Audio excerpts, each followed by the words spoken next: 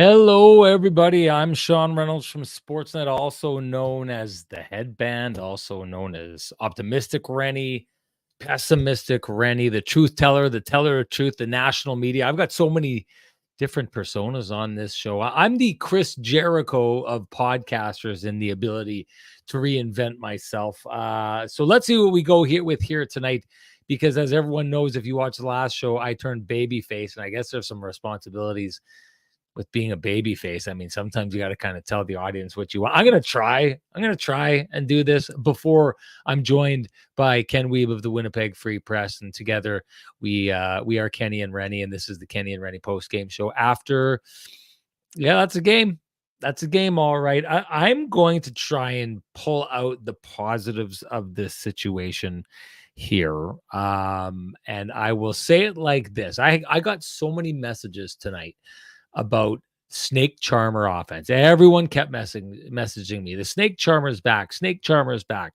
And I know why people are saying that. It's the kind of opportunistic scoring that we're seeing here. Jets, of course, 2 goals on their first 2 shots of the game, 3 goals in their first 5 shots of the game. That's basically what gets them to overtime, other than, let's be honest, Connor Hellebuck. But that's what gets them to overtime in a position where they win this one in overtime. Not Snake Charmer offense. This is a deal. Some people even said they needed explained or re-explained to them. I'll do it again. The Snake Charmer offense, as I used to talk about it, was the Winnipeg Jets kind of with this like swooping, swaying style and crisscrossing across the ice.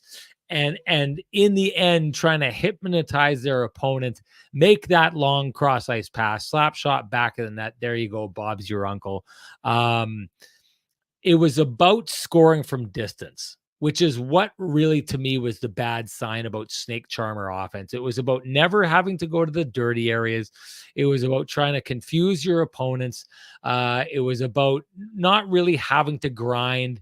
It was just never getting your hands dirty and getting the puck in the back of the net. So that's different than what we saw here tonight. Because if you take a look at the goals that are scored, we'll get talking about the power play because Gabe Vilardi, I mean, he is the Winnipeg Jets power play. Let's just put it what it is.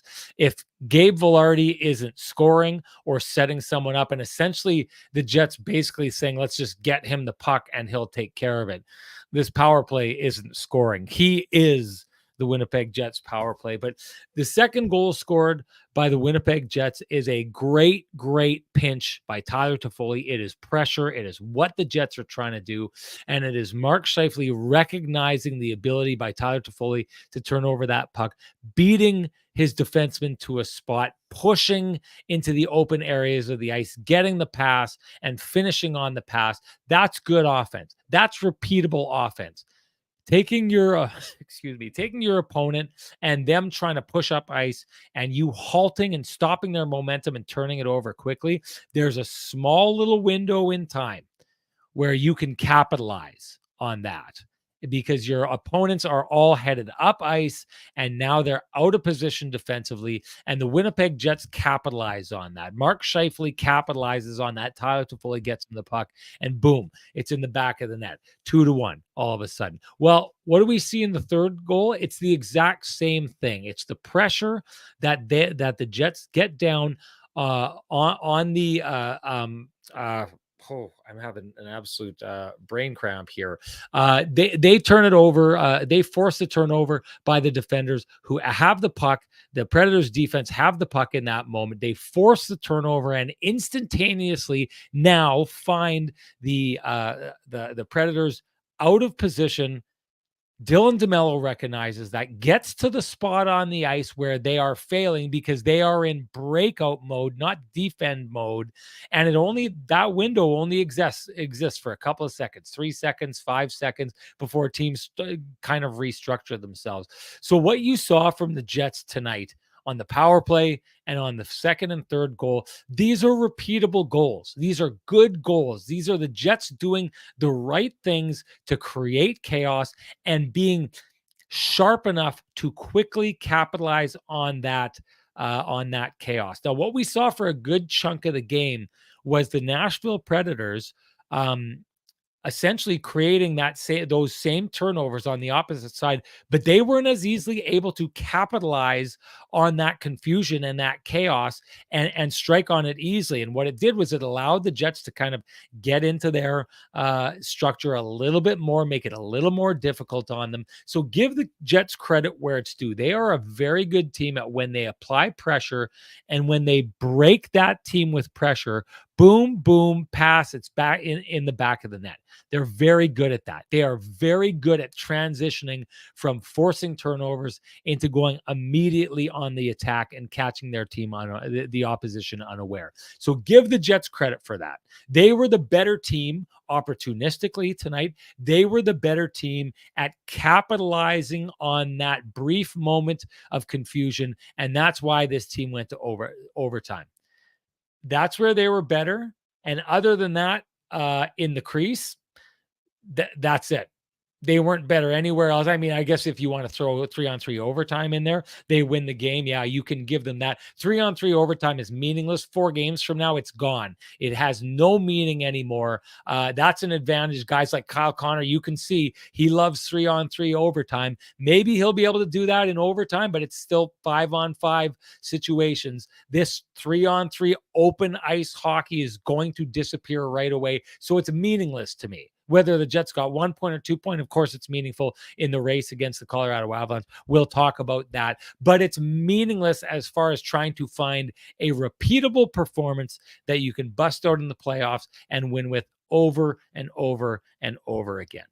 Other than in the crease, other than in their ability to be opportunistic, the Winnipeg Jets were destroyed on this night. And the Winnipeg Jets, I don't know if maybe Ken would have slipped out. Ken doesn't smoke, ladies and gentlemen, but if he did, he may have gone out for a smoke break in the first or second intermission and saw the Winnipeg Jets head over to Tootsie's for a drink, because it seemed like they vacated the building in the second and the third periods of this game. Connor Hellebuck is the reason the Winnipeg Jets have 2 points right now. I don't think that they would have any points. I think that could have been a complete and total blowout, getting outchanced immensely, outshot immensely, outworked immensely for the vast majority of that game, I think is problematic. Now, I didn't hear enough from Rick Bowness in the postgame to take a look at this, but I was just watching the Minnesota Wild playing the Colorado Avalanche, the team that the Winnipeg Jets are going to be playing in the first round of the Stanley Cup playoffs. Leah Hextall, Manitoba's own Leah Hextall, was interviewing Jared Bednar on the bench. I believe they're up 5-2 right now. Nathan McKinnon with a 4-point night and a hat trick, his 50th and 51st of the season. He's getting hot. But he talked about his team and how they were up 3-2, and he was extremely upset with them. And basically, it was like, we're not playing the kind of game that is going to allow us to succeed in the playoffs. So maybe the Jets are getting lucky down the stretch. It's all of a sudden, after they went 9-0-1 in a 10-game stretch, all of a sudden, Colorado is looking like maybe the most vulnerable team in the West heading into the playoffs. I mean, I've been watching their games as of late. I still see a lot of speed, but they can't keep the puck out of their own net. So maybe there's opportunity in there for the Winnipeg Jets.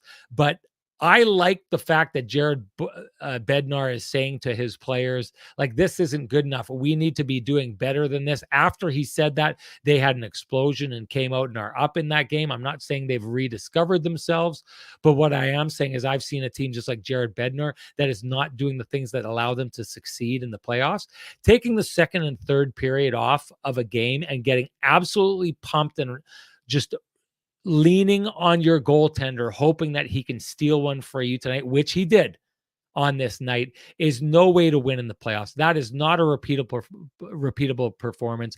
The chances of the Jets consistently scoring 3 goals on 5 shots or capitalizing on their opportunities the way they did here tonight, not getting the opposition goalie with a big save, that's not repeatable. Not getting scored on more immensely than they were on this night by allowing the other team to just take the second and third period, that's not repeatable. This, to me, and I've said this in the past, there's times I don't care if the Winnipeg Jets are losing. If I see the right things in a game, I think they're taking steps towards being a better team to play against in the playoffs. This, to me, despite the fact that they get 2 points, is a step backwards, because the Winnipeg Jets on this night went back to being that old team. They're not Snake Charmer, but boy, oh boy, were they the tortoise and the hare on this night. And the tortoise and the hare sat back while the tortoise went running the rest of the race.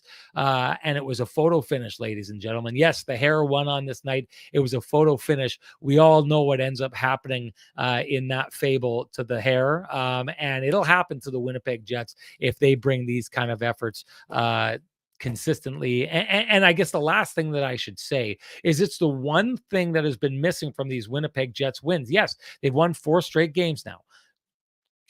Give them credit for that. They've put themselves in a position where basically that game against the Colorado Avalanche is going to be playing for home ice advantage. But they've talked about it extensively. They can't be going to sleep for these wide swaths of the game. This was a 40, it was like 50, sorry, not this is probably a 25 to 35 minute swath of this game that the Jets went completely and totally asleep. And that doesn't even count, the first couple minutes of this game. This, as for all you Star Wars folks out there, this is not the way. That's my take on the whole thing. Time to bring in the man with the best music in the business to get his take on the whole thing from, well, just outside. No, he's at Bridgestone Arena. Here comes Kenny, everybody.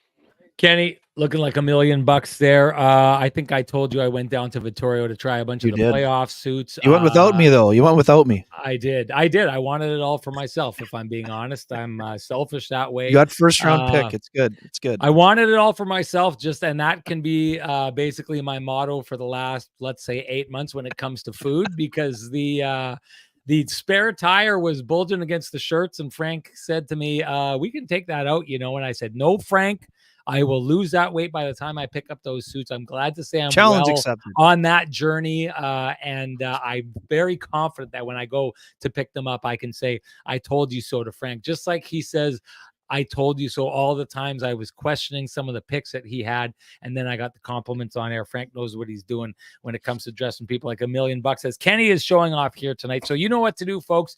If you want to look like $1 million like Kenny is looking tonight, head on down to Vittorio Rossi on Corden Avenue. Walk in, loudly proclaim Kenny and Renny sent you. Ask for Frankie and the boys, and they will do you up right. Ken, what'd you see tonight?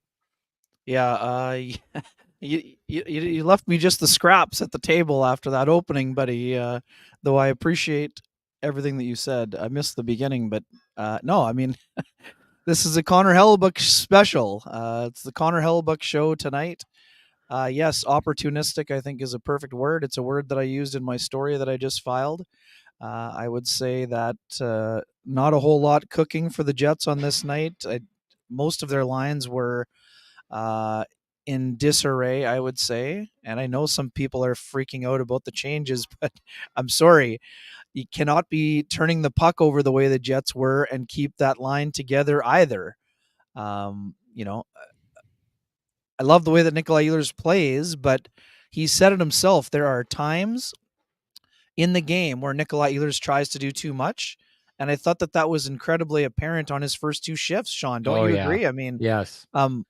Those are plays that in real time, you shouldn't be making, but you just can't help yourself at times. So, again, and I'm not pinning this on Nikolai Ehlers, but for a team that, Sean, in the morning skate, the priority was puck management, and then you start the game with 3 or 4 turnovers. It's really not, it's just not going to be acceptable. As you mentioned, like the Avalanche, because they've been to the top of the mountain, they know it's unacceptable.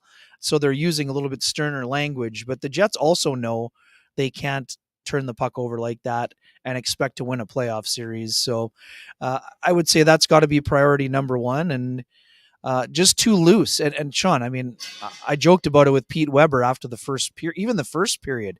Defense was optional, right? I mean, this was a game that was a little bit too wide open and loose. And, talking to some of the folks who are covering the Predators, I mean, their structure is sort of like their work ethic is their bread and butter and their calling card, but they were loose defensively too. And, Oh yeah. that's part of the reason the Jets scored 3 goals on 5 shots. Like, no one was looking at the bench thinking that UC Saros was going to be pulled. It wasn't his fault, but the blown coverages by the Predators. And hey, Philip Forsberg is one of their best players, but his turnover at the blue line I mean, it's not really a turnover. He kind of just had the puck bobble over his stick. But again, that play can't happen. Like, that play in the video room, everyone's looking at the player and saying, come on, man, you got to be strong. That puck's got to be out. No, great job by Tyler Toffoli to pick his pocket and get it to Mark Scheifele. Mark Scheifele goes backhand off the post and in. But again, the Jets have been talking about the gifts they've been giving up. They got a gift on that goal there. They also got a gift when Dylan DeMello snuck in from the right point, uncovered in the high slot. Really good pass by Morgan Barron. But again, the Jets were definitely opportunistic. There were some issues defensively. I know a lot of people are talking about Neil Pionk in the chat room, and Neil had a tough go. Like, there's no way around it. He had a tough night. A couple penalties where I know that he thought that Forsberg flopped, but Sean, I know you watched the replay at home, and I watched it 3 times in the building. He hit both of the skates with his stick, so I don't care if he fell down. That's an automatic minor, so that penalty has to be called every time. He can't get knocked off the puck the way that he did on the second goal. Again, give Kiefer Sherwood credit, sure, but Neil Pionk had position on the play and got knocked off the puck before Robin Josi found Spencer Stastny. You talk about repeatable goals. That is a correctable play, right? That's winning a battle, right? That's all there is to it. Again, what the Jets are going to do on the back end, Neil Pionk is not going to be sitting out. I could understand if they reduce his minutes, but I don't see Neil Pionk being taken out of the lineup. I mean, he's played every game for the Jets this year, and he's played a lot of really good games. Now, we've talked about this a lot recently. His level of play is not at the same level as it was at the start of the year. To me, it looks like his body is breaking down a little bit. Now, again, he was quick to tell me that's part of the job, and things happen to this part of the year for everybody. But right now, it seems like, it's impacting his play to a certain degree. Like Dylan Samberg, he had another good game. Brendan Dillon, we're going to be talking about him later on in the show. That play that he made, that's a game saver. The play that he makes on Cole Smith is one of the reasons the Jets don't come away with 0 and Nashville gets 2. That's effort. That's all out effort. That's diving head first, knowing that if you're not there, that puck is in the net on a rebound and the game is probably over. So, I don't know. Where do you want to dig in? I mean, there's lots to decipher. And I mean, again, I know some people are down on Nikolai Ehlers' ice time, but he just wasn't very good today. I mean, it was a rare night where he didn't have it, and Rick Bowness sat him down for part of the game. And now, again, is this going to be common? I don't think so. The Jets need Nikolai Ehlers going. Like we've been talking for weeks about, the Jets need Mark Scheifele and Kyle Connor going, whether or not they're playing together or not. But they need Nikolai Ehlers going too. And today he wasn't going, and he was on the ice for 2 against. He had a couple bad turnovers, and he played. That's the least amount of minutes he's played all year. So what I think is that Nikolai Ehlers will be very excited for the game against the Dallas Stars, because he wouldn't have liked how this game went for him, even though the Jets got 2 points and temporarily moved into second place in the Central. I'm going to bring this back because we wanted to try doing something here tonight with the undo play of the game. And it's going to be a play on our Cambrian, the payoff loan. If you need to undo some of your debt, that's what you want, is the payoff line. I think that undo play of the game is going to be Nikolai Ehlers. and that giveaway that led to the first goal. That was just one of those plays that it was. He strikes me as a player who's trying to do something, trying to get that line going, but you just can't be making those kind of hope plays at this time of the year. So that is the undo. If he could have that again and undo that all, I'm sure he would. And if you are looking to undo your debt and pay off high interest credit cards or debt, we suggest you go talk to our friends at Cambridge Credit Union about their payoff loan. They can show you how taking out a loan to pay off your debt actually gets you debt free faster, and you can save thousands of dollars. Go to cambrian.mb.ca to book an appointment online. Let's actually give Sweet Lou a shout out before we get to it going too. Sure. For folks who have realty needs they'd like to have met, whether you're buying, selling, curious what the house on the corner is going for, contact our main man, Lou Ferlin at Royal LePage Dynamic Realty. Tell him Kenny and Renny sent you. 204-791-9971 or at the office, 204-989-5000. His email is lou@louferlin.ca. That's LOU at LOUFURLAN.ca. Lou Ferlin. Excellent realtor, excellent human being, and excellent supporter of the community, including this podcast. And let's bring back the old buy or sell with him. And it is being floated repeatedly, over and over again in the chat room. The idea of benching or sitting Neil Pionk, especially after a performance like that tonight. Are you buying that or are you selling it, Ken? I'm selling that the Jets are going to do it. I'm buying that. I think there could be a benefit. I'm not saying sit him for the last 4 games by any stretch. What I am saying that even though Neil Pionk wants to be an Iron Man and play in all 82 games, I think there would be a window here with the way the games are spread out to get Neil a break. Now, do I think that will be coming against the Dallas Stars or the Colorado Avalanche? Absolutely not. But depending on how those games go, I think you could make the consideration for sitting him out either in game 81 or game 82. Now, again, I'm not here advocating. I understand if I were in those shoes, I would be pounding on the table and wanting to be in those games also. I just think that with the playoffs starting so quickly after the regular season ends, Sean, I think if there's a window to get him a 3-day break, it may be helpful for him. But again, I mean, I'm selling the fact that the Jets will do it.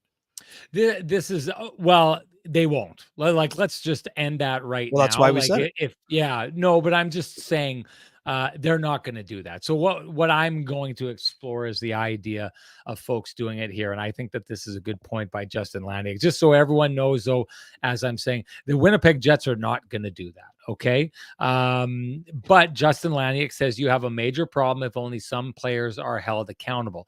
I've said this before, basically I don't know what you are accomplishing if your competition for ice time and you're holding players accountable for not playing the right way is between 3 players who are competing to be the 12th forward or 3 players who are competing to be the 6th defenseman, right?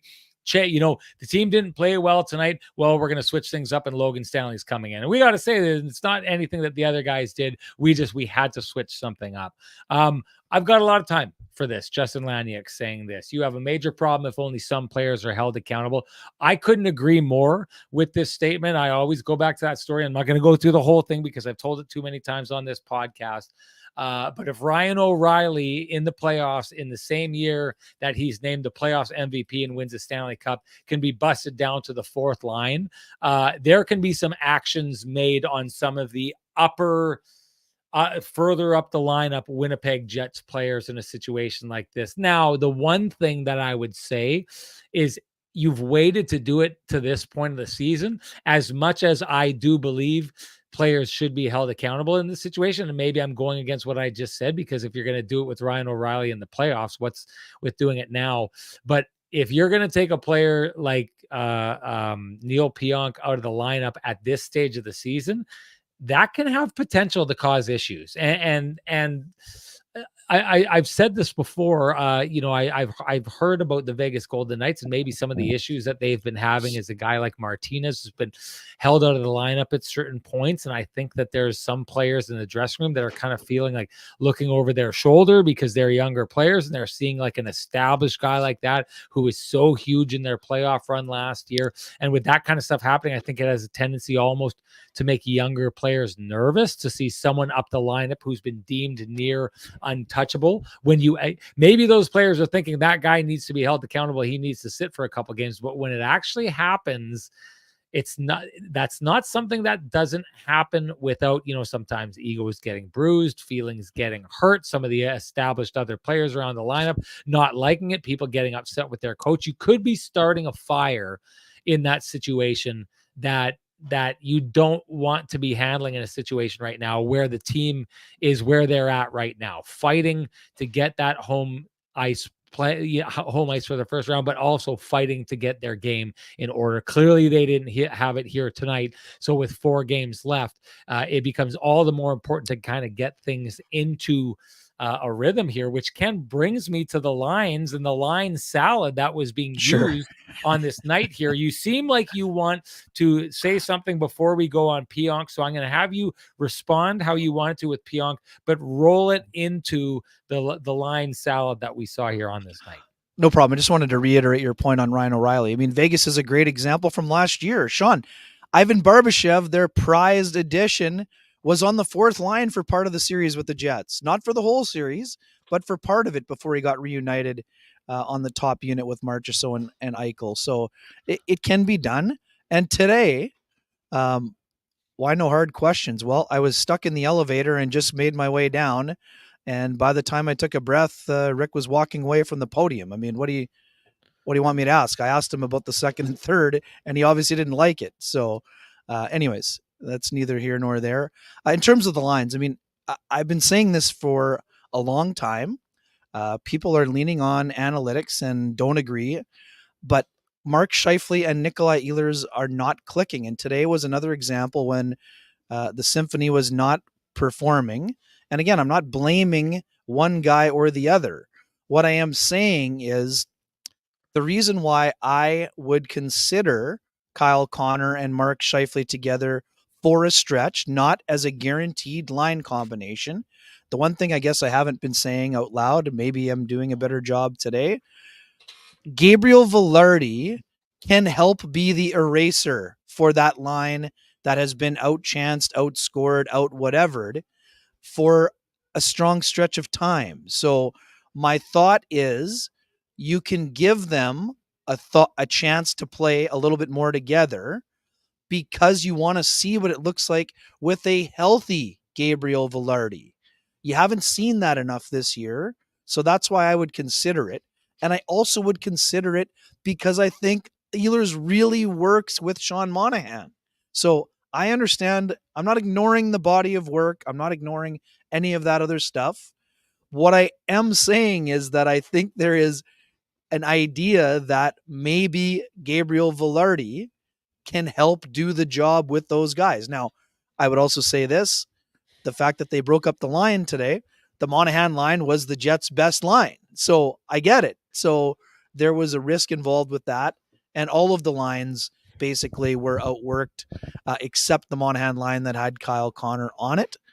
In terms of Corsi 4, that's 62.5. Everybody else was 33% or lower. So what I also would say is that it wasn't just Ehlers not going.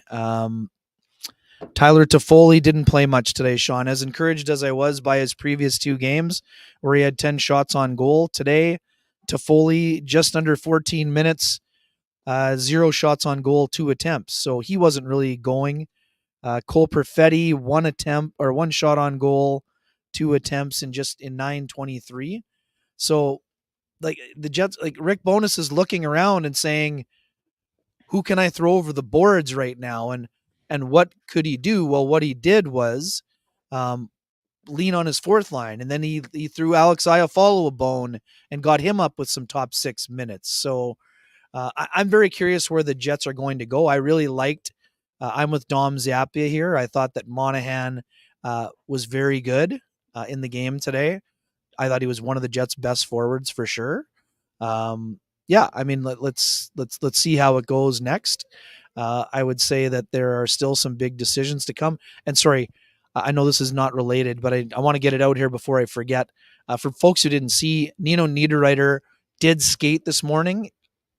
I would say it was more on, I wouldn't say totally gingerly, but I would say it was more leisurely than heavy. But I saw Nino Niederreiter in the hallway after the interviews, and he said he felt pretty good. And although Rick Bowness, said he probably needs to get through a practice on Friday, he left the door open for him to potentially play Saturday against the Avalanche. So it looks like Nino Niederreiter will be back at some point in the next little while here, and then that's going to get the Jets, regular checking line back together. And I think that'll be important for the Jets because, again, the Lowry line didn't have a great night together today either. No matter who was, Toffoli was on it for a while, but they just weren't really on their game. Now, Mason Appleton drew a couple penalties, but he had a couple turnovers himself, and they just didn't have as many offensive zone churning shifts as we've been seeing of late as well. So, yeah. I mean, what do Well, you think? What do you think they're going it, to do? I mean, are you not seeing what I'm seeing? Did you see any signs that Mark and Nikolai Ehlers were on the same page today?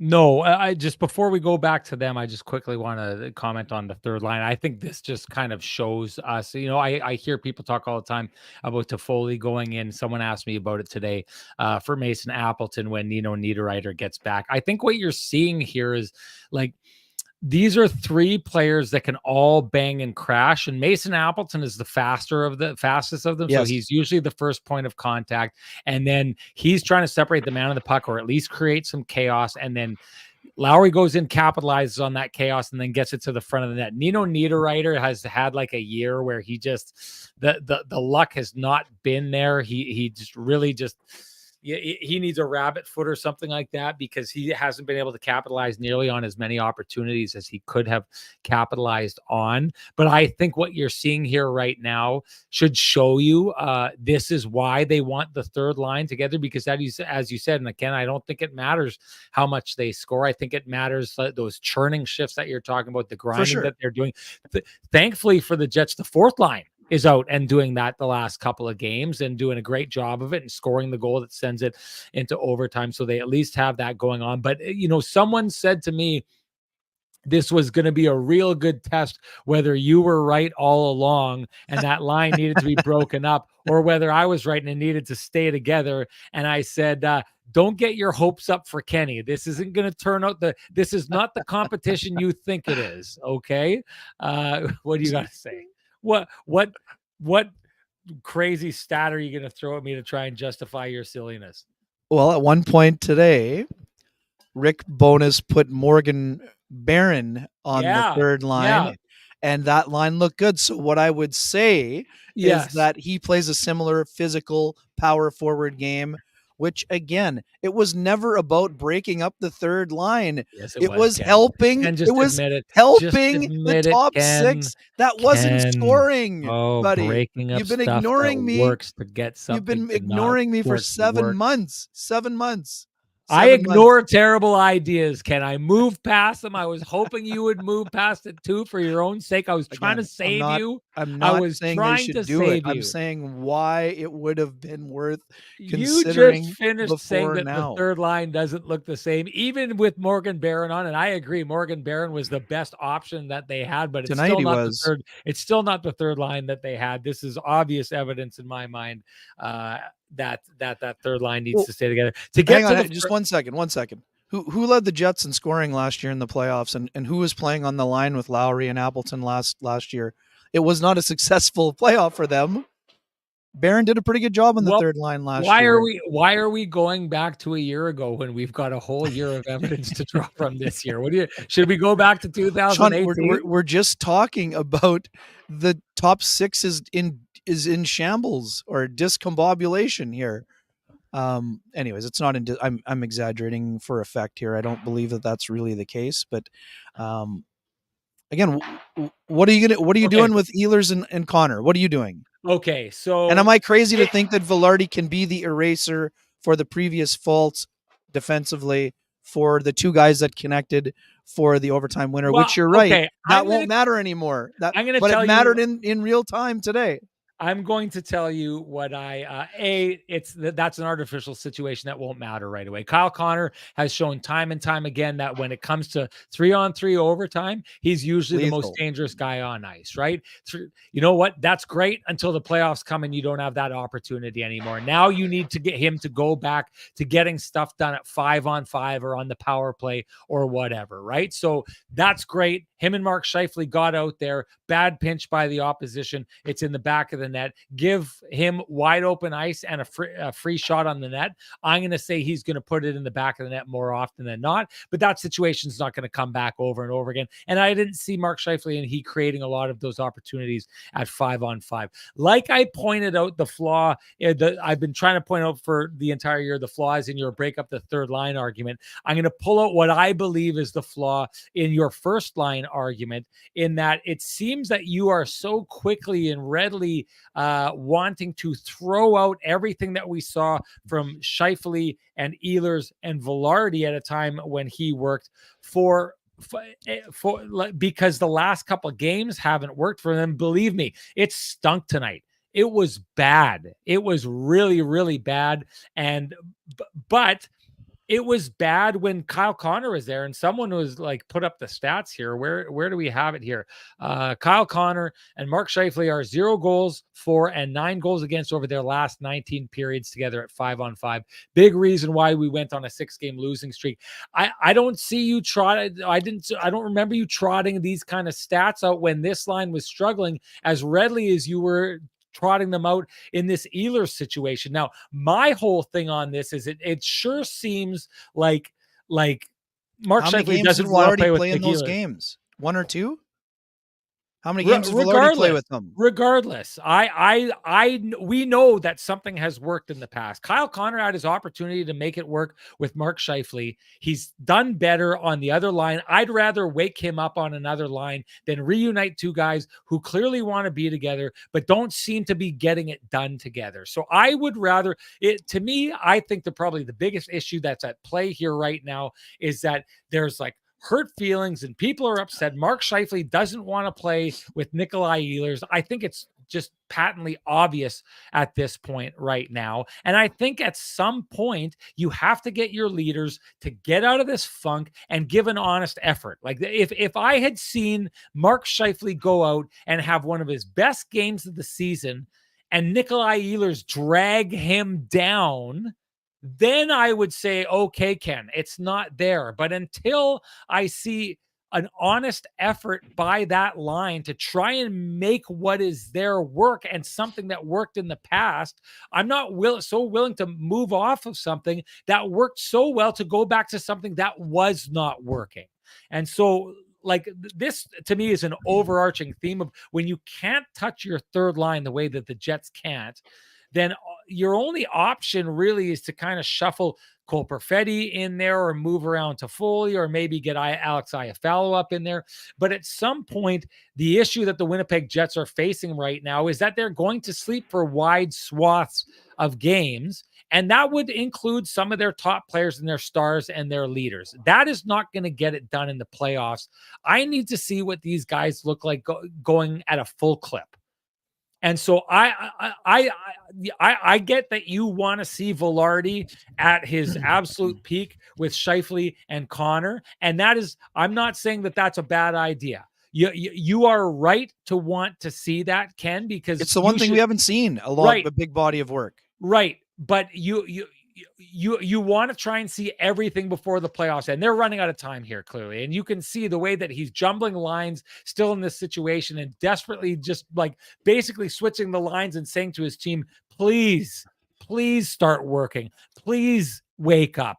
Please give an effort here. I mean, that's a problem regardless of the wins. I said this before. There were some wins that I had concerns about before they started going on losing streaks. This is what that looks like. Getting absolutely destroyed in a game that your goalie steals, where you don't look like you're interested in giving an effort because you got some early goals opportunistically. That's not the kind of character that a team that is going to go deep in the playoffs show. But just like you want to see what Gabe Vilardi looks like at peak capacity with those two players, I want to see Mark Scheifele and Nikolai Ehlers and Gabe Vilardi give a complete and full effort to try and get back to what we saw from them before and what we know. And there was a large body of evidence that worked. So my thing here is, as a coach, I think the focus needs to be on not let's switch this up and try it, because I don't think you should be rewarding people for not trying because they want someone else back on their line. You should be demanding an effort from them and seeing where that effort takes you.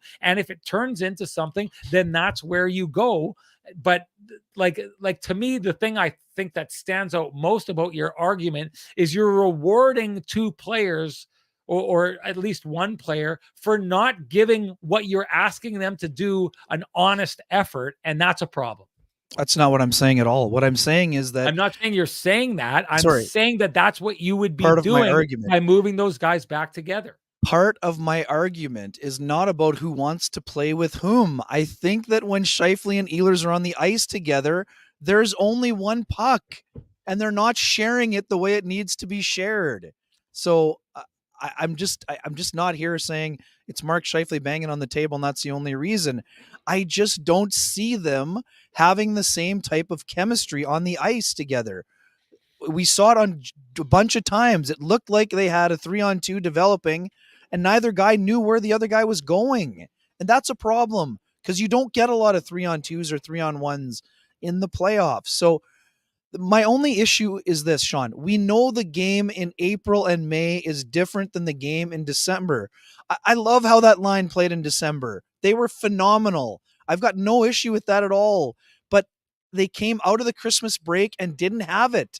And they haven't had it in the game since. That is why I don't think it's just a matter of snapping your finger, keep them together, and it'll work. I think that Ehlers might actually enjoy playing with Monahan more because he gets to touch the puck more. And again, I don't think this is Ehlers' fault. Scheifele's goal comes on a blended shift with Tyler Toffoli. It's got nothing to do with Ehlers not being out there. It was just a random shift. But I just didn't see them.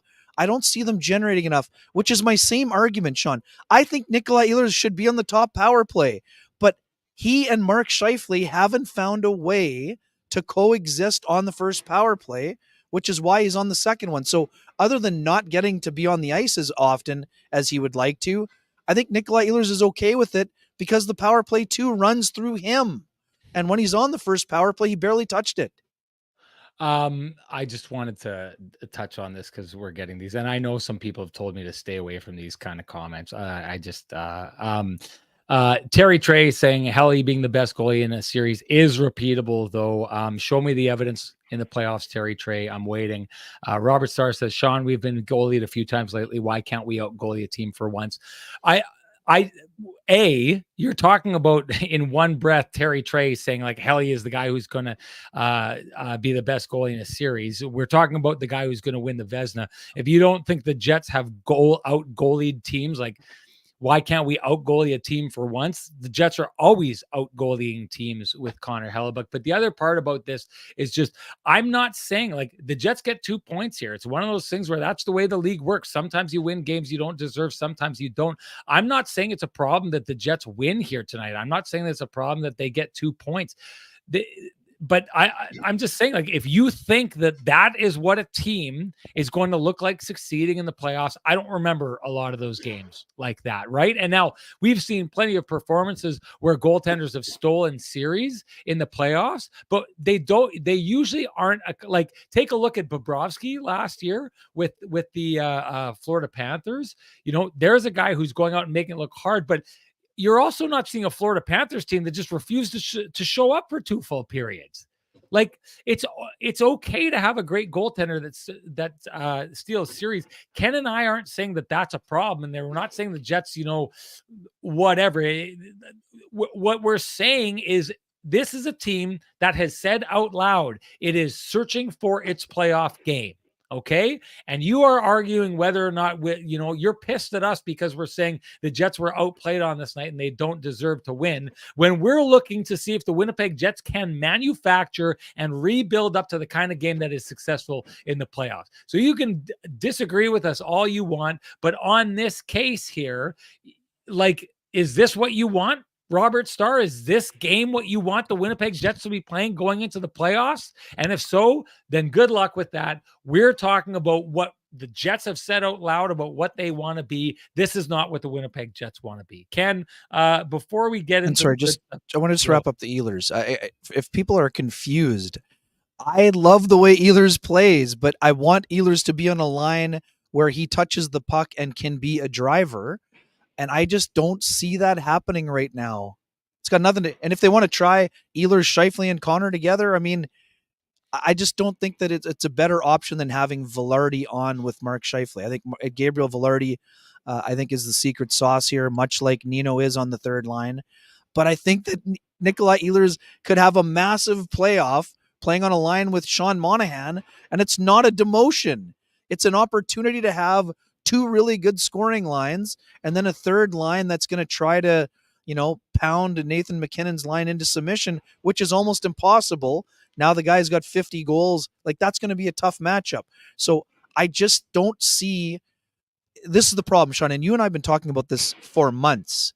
The Jets don't have, or they have not shown any evidence where they have their top two lines going at the same time. Always somebody is struggling to battle through something. Either somebody's not skating as well, or somebody's not scoring, or two guys aren't scoring, or somebody's struggling with puck management. Their top six is not working very well at the same time, and that's a problem with 4 games left in the season. And okay, this is why. And I don't care who plays with who. I just think that it's going to work out better the other way because, again, two guys who want the puck on their stick constantly, and it's not happening right now. This is why it's important. Okay. And I think I've gone on this on the show before. I actually think that the Colorado matchup for the Jets, not just because Colorado seems to have kind of fallen and is having trouble getting up right now, but just the way that team is built compared to how the Winnipeg Jets are built, I think there's real opportunity for the Jets against the Colorado Avalanche. It's predicated on the idea that Nathan MacKinnon, who's going off tonight, I'm not sure what's happening in that game. It was 5-2 heading to the third last time that I saw. Still 5-2, minute 20 left. Okay, so there you go. They're going to win, which is really, again, making this look like it's all going to come down to that game between the Winnipeg Jets and the Colorado Avalanche for who gets that home ice advantage. I'm waiting with bated breath because it totally changes how our lives look in the next couple of weeks here, Ken. But sure. I take a look at that. I see a top-heavy team. I see a team that doesn't have the best third line. So they've got a good fourth line, right? That can play like a fourth line. But what you're looking at, what success looks like for the Winnipeg Jets against the Colorado Avalanche is Adam Lowry's line gets Nino Niederreiter back, goes out, plays Nathan MacKinnon, and makes Nathan MacKinnon's line play way more in their own zone than they do in the offensive zone. And if they do that, you're probably not going to erase Nathan MacKinnon, 51 goal scorer. Probably not going to happen. But what you just may do is you may limit him to something that's manageable, because he is the kind of player who could beat you in a series if you let him roll, and a guy like Cale Makar as well. But if you are able to do that and limit him, then the gamble that you have is that your first line is going to be able to outscore the opposition's second line. And right now, Zach Parise is on the Colorado Avalanche's second line. So I don't like the sounds of that. And then the next bet is that your second line can outscore the opposition's third line. And the opposition's third line, to me, is like definitely a third line in the sense that they're, can contribute offensively here and there, but not much, can play a little bit of defensive hockey. But you would think that if you're going to go with, and I'm just going to go back to what we've been seeing, Sean Monahan, Kyle Connor, and Toffoli, if that line goes against that line, I'm betting that in the series, they're going to outscore them. They're going to win that battle. But this is all predicated on the idea, Ken, that if you've got Lowry's line, erasing that top line, that your next two lines have to outscore the other lines. And usually that means you need both those lines going. It has been the biggest concern of Rick Bowness this entire season that they cannot seem to get a secondary scoring line going. This for anything else, for all the people who want to like say, forget about this game. Oh, we get out goalied and all that kind of stuff. This is the runway. Their runway is an attempt to try and get firing on all cylinders. And the spark plugs have needed changing in that first or second line the entire season. And we are still there right now in a night where the effort just did not look like it was there for a good 25 to 35 minutes. That's problematic because if you are going to get past the Colorado Avalanche, you probably need to have the spark plugs changed and the engine firing on all cylinders. So let's just say that's for the Winnipeg Jets top six. It's about time that you get the Pristine Roofing wake-up call. Time to get going here. Time is short. You've been getting your game a little bit more like the blueprint, but at some point you got to be launching forward. So you know what to do. That means give North End Rick a call at 1-204-981-6289. Went to go see North End Rick today. Had a coffee with him. Great to catch up with him. You can also get a hold of Pristine Roofing as well at 1-204-237-7663. And if you know anyone in your life who could use a brand new roof while their Pay It Forward program is selecting someone who is in need and could use a new roof. So pass that information along to either North End Rick or Pristine Roofing. And maybe someone in your life could be the recipient of that kindness on the part of Pristine Roofing. Okay, Ken, get to your Johnston Group. Got you covered. Hang on one second. I just had a thought in my head here. They only took one shift together. So what about Monahan with Ehlers and Connor? Shifley. What about Monahan with Ehlers and Connor? Oh, yeah. And then you go to Foley with Velarde and Shifley. They had one shift together today only. Someone threw out the it didn't work great, to Foley and Ehlers and Shifley. Oh, that's an interesting one as well. But I mean, 4 games left in the season, and we're thinking to ourselves, like, what could work? Why don't we try this? Why don't we try that? I don't know. Yeah. I mean, I think we've boiled it down, not saying we have. I think the Jets fan base and the media and everyone in total has kind of boiled it down to a Ehlers versus Kyle Connor situation. There's different areas that you could go in this and try some different things, especially with Cole Perfetti, the way that he's been playing as of late. But boy, oh boy, I'll say it again. The fact that the Winnipeg Jets are still in game, consistently searching for answers to get players working, that's a problem. Got you covered. Play of the game. I think you know what it is. Oh, man, yeah. Brendan Dillon laying out to block the shot by former Steinbach Pistons forward Cole Smith, who had a backhand opportunity on his blade with the game tied 3-3 in the third period with just under 3 minutes to go. It's the type of heart and soul effort play that makes Brendan Dillon a priority to be re-signed in the offseason. And we've been speaking of things we've been talking about all season. The Jets still have big decisions to make on the blue line. And, I'll be curious to see which way that goes. Again, it's not a storyline we'll be watching in the playoffs, but, 2 guys out of the top 4 are pending UFAs to go along with Sean Monahan as the second line center. So Kevin Cheveldayoff's had a great year. Guess what? He's got big choices and big decisions ahead. Yeah. And otherwise the defense core is going to look a little bit different next year. And hey, Dylan Samberg is a guy who could be under consideration for more ice time. We know that, but there are other things that, they're still going to need some stability in that top 4 of the pairings. I've got if we're returning to the Johnston Group got you covered play of the game, I've got that as well. It's another reason the Winnipeg Jets are talking about 2 points right now and not like a demoralizing loss in which they were outplayed.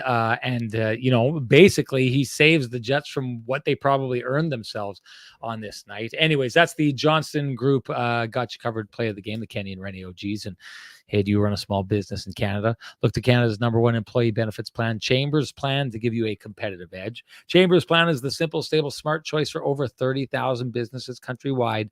Visit chamberplan.ca to learn more. Ken, that brings us to the keg save of the game. What do you got? Oh man, it's a handful.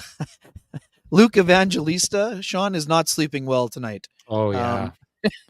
Luke Evangelista, incredible game. 10 shots on goal and 14 shot attempts. I'm going to choose the first of the two, or first the full breakaway, even though the partial breakaway save might have been better. Evangelista looking skyward multiple times tonight. Hellebuck often big and boring in the game, but 45 save effort. Phenomenal game, and I'm going to choose the breakaway on Evangelista as my keg save of the game personally. Excellent stuff. I mean, for me, I'm not going to get too into it. Take your pick on all the breakaways that he stopped on this night. Connor Hellebuck was great.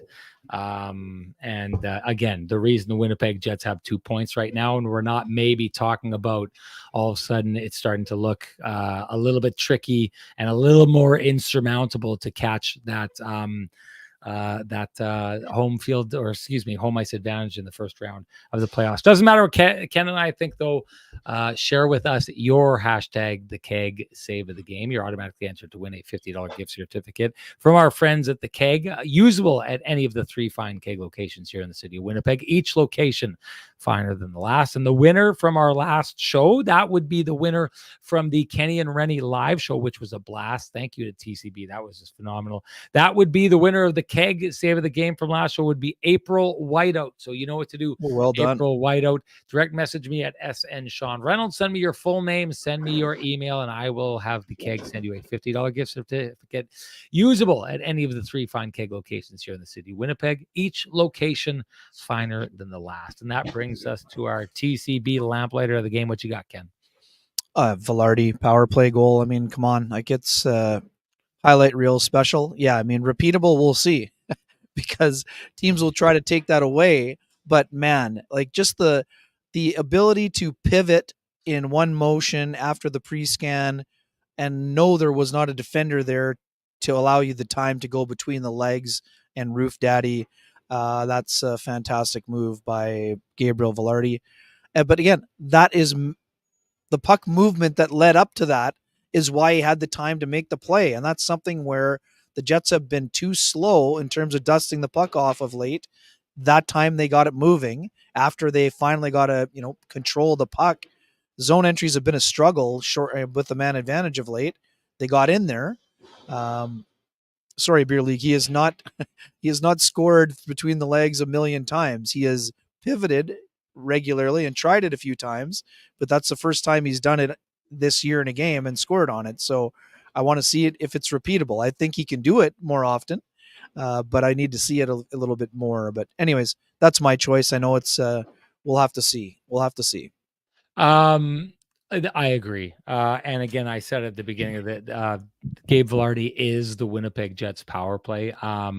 Not just, you saw it right off the bat. You could just kind of see in his posture he was going to score in that situation. I will say, Ken, he's been unstoppable, and it's one of those things that I said, I think teams who are seeing their power play for the first time are looking, and I've talked about it on the podcast. Is this one of those scenarios by which the Jets power play catches people off guard in the playoffs because there's not a lot of tape on Gabe Velarde? And to be honest, I don't know, or I didn't really know how you stop him from, I don't know that people have an answer for it. But as the game went on, the Preds did, I think, find an answer for it that I thought was interesting. So you remember when McDonough, right? Or well, McDonough kind of almost shadow him there. Well, I think what you need to do is you need to deny him the puck. You don't have to wait to let him. You just shut down that passing lane and then try and get back, because the only way you can get the puck to him is either rolling it around from behind the net where he has to pick it up behind the net and he's not in the position he wants to be, or get that from Scheifele. So one part of it that they started doing, and where the Jets power play got less effective, was to try and deny him the puck. But two, if you remember when the Jets tried Wheeler down below the net like that. Now, he didn't turn his back to the play, but he was so good at dishing and finding the guys in the slot or finding Kyle Connor that what the other defenders started doing is they just started laying out on the ice, but even before he tried moving it. And what I Right. saw Nashville start to do is slide towards Velarde and try and seal the post just with their body. And if they can get in tight like that, well, and then have a guy cover Monahan, there's no way he can get that pass across the ice to Kyle Connor, and it shuts down the three-headed monster threat that he has, which is take it to the net, or no look pass up to Monahan, or no look pass across the ice to Kyle Connor. If you can lie down, you can take away him taking it to the net and him going to Kyle Connor, and just make sure that you cover off Sean Monahan. I think if you're other teams and you dig into this game and you take a look at it, I think that maybe you may have a potential answer to something that has been unanswerable up until this point. Yeah, Anyway, fair, but that also means that Josh will be available for a one-timer at the top. So that's going to be have to be an option that they start filtering in. If you take those other three things away, the Scheifele Morrissey one-timer's got to be an option for both players, depending on who has the puck, right? so you're entirely right. It opens up Morrissey, and that means he needs to start shooting the puck on Unload. net. But if you've got the guy, then it's basically what you've got is a high tip from the slot, or you have him Fair. beating the goaltender, because if you're sealing off Velarde can't get to the net. So Monahan becomes very important. And Oh yeah. hey, great, he's been phenomenal at the high tips this season. So maybe you have to switch to that.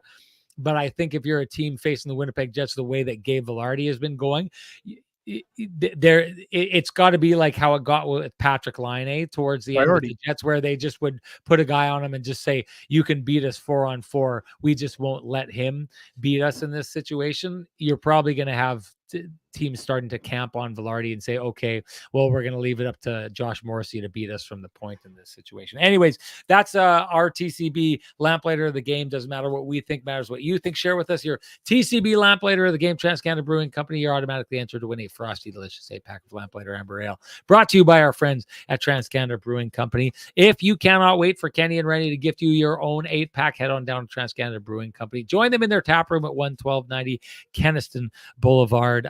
Great beer, great food, great atmosphere, great people. You got to check it out if you haven't been there. I do know that I believe it was Winnipeg Gabe Vivaldi we were talking to, who had never been to TCB before coming to one of our events, and they've gone there over and over again since. It's that kind of place, folks. If you go there, it's the kind of place that's going to get you hooked because their food is just so good, their beer is so good, and it's just an absolutely great night, which we cannot wait to share with you when we do the Kenny and Renny year-ender, where we send her, which should be roughly the second Monday after the Jets either get eliminated or win the Stanley Cup. That's when it will be. That's down the road, though. In between then and now, we should announce the winner of the Lamplighter from our last show, and that would be TK. TK, you know what to do. Direct message me at SN Sean Reynolds. Send me your full name, send me your email, and I will send you a voucher for a frosty, delicious 8-pack of Lamplighter Amber Ale, brought to you by our friends at TransCanada Brewing Company. It is the nectar of the gods, TK, as you will soon find out. Ken, I'm going to be honest. I'm jealous. You found some way to spend more time down in Nashville than the team you actually covered. They came home and went to work while you went down to play. Looks like it's been fun. Oh hey, Wish come I on was now. with you there. I What? only wrote a 1,500 word feature on Sean Monahan. I wasn't here to play. I was here to work. Sure. Yeah. All the pictures you sent me, it wasn't of you writing 1,500 words. I'll tell you I'd that already much. done my job, buddy. I'd already done my job first. Right on. Good stuff. You deserve it, Ken. Lauren Bressois Tuesday. Thursday. I'm expecting Bressois against the Dallas Stars. I think that was already the plan, the proposed plan before Hellebuck had the 48 shots against, but that's my expectation, and we'll see what happens from there. Right on. Okay. Great job, everybody. Great job, chat room. Great job, Ken. And Great I'll say job by this, you. as we always do before we leave, if you appreciate the conversations happening in this space, please appreciate the contributions by our sponsors that fight to keep the conversation going in this space. For us, that's Vittorio Rossi, Cambridge Credit Union, Pristine Roofing, Sweet Lou Furlan, the Kenny and Renny OGs in the Johnson Group, and of course the Keg and TransCanada Brewing Company. Thank you to them. Thank you to all of you. We will do this next game. Ken, Dallas? Thursday against Dallas, Saturday against Colorado. Are you going to go get pig face tacos down there? Oh, I've never heard of that one. You haven't told me about it until just the second, but Yeah, it's they bring like a literal full pig's head on the plate, and it's the cheap doubtful. meat. You pull it out. Yeah, okay. Well, hey, listen, it's not for everybody, but go check out if you're one of those people who are foodies and like to get involved in that kind of stuff. Check out the Pig's Face Tacos. Other than that, you can go to Pecan Lodge, and don't Been there. forget the burger slider place across the place. If you're in line with someone, just tell them you'll be right back. Go grab some sliders from across the way. They've got strawberry goat cheese and strawberry jam sliders. They are amazing. Bring them. You will be the absolute star. You're always the star, Ken, but you will be the ultimate star if you do that with the folks you're down there with. Anyways, that's it for us. Can't wait to chat with you after the next one. It's getting good towards the end here. Chase for home ice advantage. It's going to be a gooder. We'd like you to stay with us. And thank you for being with us. Bye-bye, everybody.